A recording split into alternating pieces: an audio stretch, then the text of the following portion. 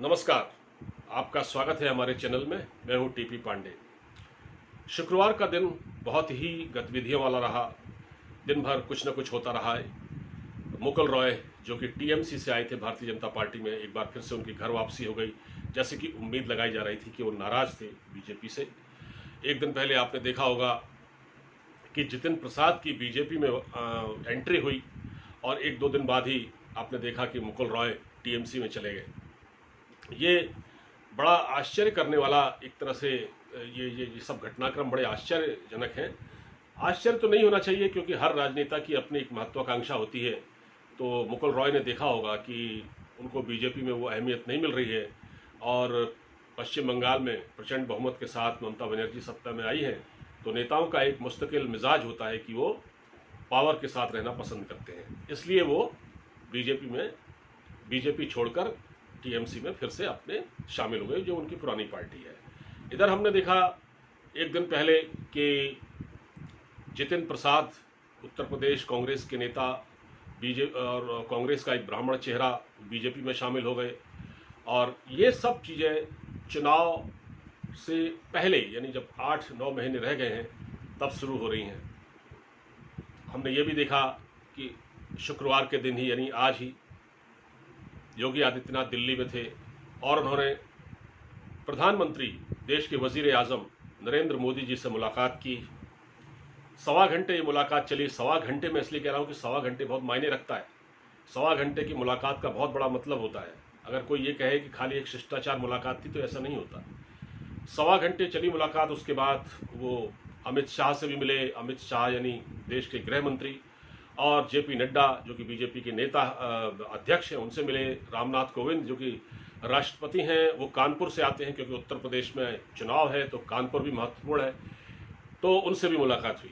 ये हम देख रहे हैं कि पूरे सिनेरियो में बड़ी गर्मा गर्मी है और उत्तर प्रदेश में जो चुनावी माहौल अभी से बनना शुरू हो गया है पश्चिम बंगाल के बाद से, और जिस तरह की अटकलें लगाई जा रही थी कि योगी आदित्यनाथ को कई तरह से घेरा जा रहा है कुछ मुद्दों को लेकर। जिस तरह से उत्तर प्रदेश में कोरोना को लेकर एक मिसमैनेजमेंट हुआ, पंचायत चुनाव में बीजेपी की हार हुई, उसको देखकर जो पार्टी का आलाकमान है बहुत फूंक फूंक के कदम रख रहा है।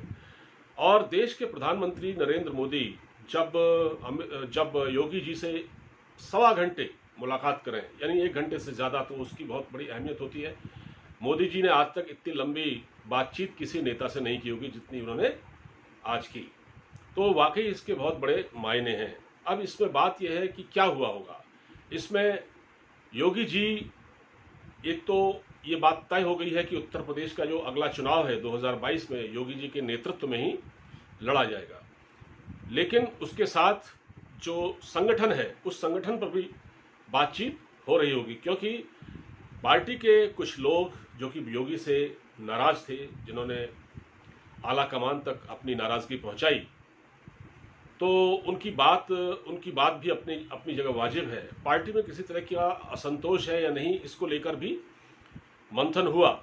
और जो पार्टी दरअसल क्या है ना, तो बीजेपी एक कैडर बेस्ड पार्टी है जिसके पीछे राष्ट्रीय स्वयंसेवक संघ की एक बहुत बड़ी ताकत है।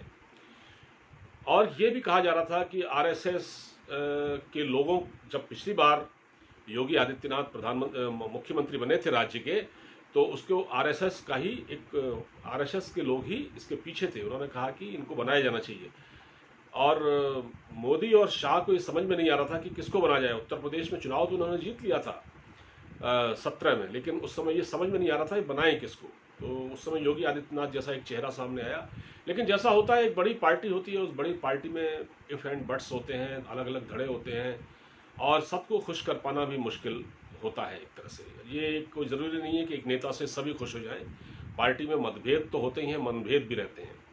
योगी जी की कुर्सी पर पार्टी के बहुत सारे ऐसे नेता हैं जिनकी नज़र थी, जिसमें जब ये 2017 में, मैं आपको याद दिलाऊं, जब इनको मुख्यमंत्री बनाया गया था, तो जब कोई नाम नहीं सामने आ रहे थे, तो 2 नाम थे। एक केशव प्रसाद मौर्य जो कि डिप्टी सीएम है, उनका था, और एक मनोज सिन्हा उनका था। लेकिन उनकी जगह योगी आदित्यनाथ को तरजीह दी गई।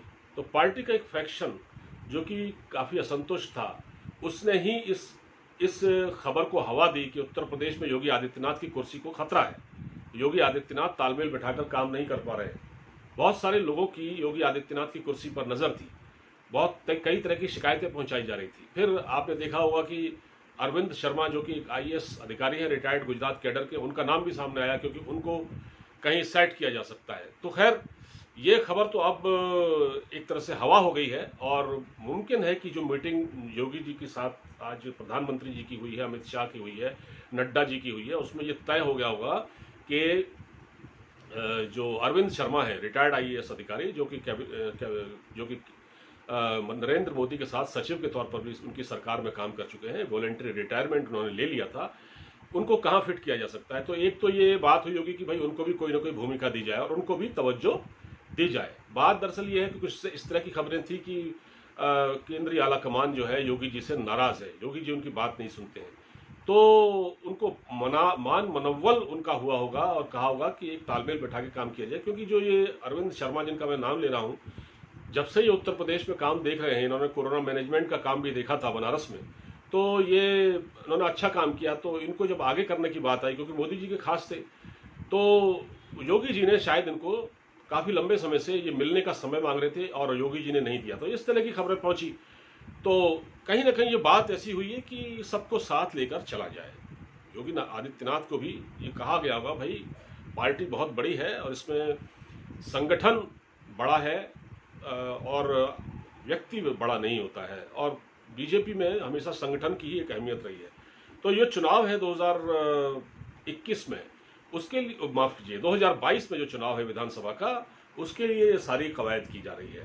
तो इसमें हम ये कह सकते हैं कि इस योगी आदित्यनाथ के साथ जो इतने नेताओं की जो बैठक हुई है, इसका लव्वोलुआब सिर्फ ये है कि योगी को कोई खतरा नहीं है, योगी को किसी तरह की परेशान होने की जरूरत नहीं है, बल्कि उनकी ताकत में इजाफा ही हुआ है। और प्रधानमंत्री ने कहा है कि प्रधानमंत्री ने उनको एक मौका और दिया है और वो उन्हीं के नेतृत्व में उत्तर प्रदेश में चुनाव लड़ा जाएगा, क्योंकि उत्तर प्रदेश में योगी आदित्यनाथ जैसा नेता, खासतौर से पॉपुलर फेस बीजेपी के पास अभी नहीं है। खासतौर से ईस्टर्न उत्तर प्रदेश, पूर्वी उत्तर प्रदेश का मतलब ही योगी आदित्यनाथ है, और उनकी रसाई बहुत दूर दूर तक है, उनकी पहुंच बहुत दूर दूर तक है, और वो पॉपुलर माने जाते हैं और एक ईमानदार छवि के नेता हैं, और वो उत्तर प्रदेश के लिए एक मजबूत नेता साबित हो सकते हैं। तो लिहाजा कमान उन्हीं के हाथ में रहेगी, और इस तरह की खबरें नहीं हैं, इस तरह की जो खबरें फैलाई जा रही थी कि नहीं मोदी जी नाराज़ हैं, अमित शाह नाराज़ हैं, और इस बैठक के बाद नाराज़गी ये सब दूर हो गई होगी। आज उन्होंने ट्वीट भी किया है योगी आदित्यनाथ ने, और बहुत अच्छा ट्वीट किया है। उन्होंने कहा है कि मैंने प्रधानमंत्री जी का मार्गदर्शन प्राप्त किया, उन्होंने मुझे बहुत अच्छी तरीके से उन्होंने मुझे मार्गदर्शन दिया, मुझे सराहा है। तो इस तरह की बात उन्होंने कही है। तो ये कड़वाहट अगर है भी तो वो दूर हो गई होगी।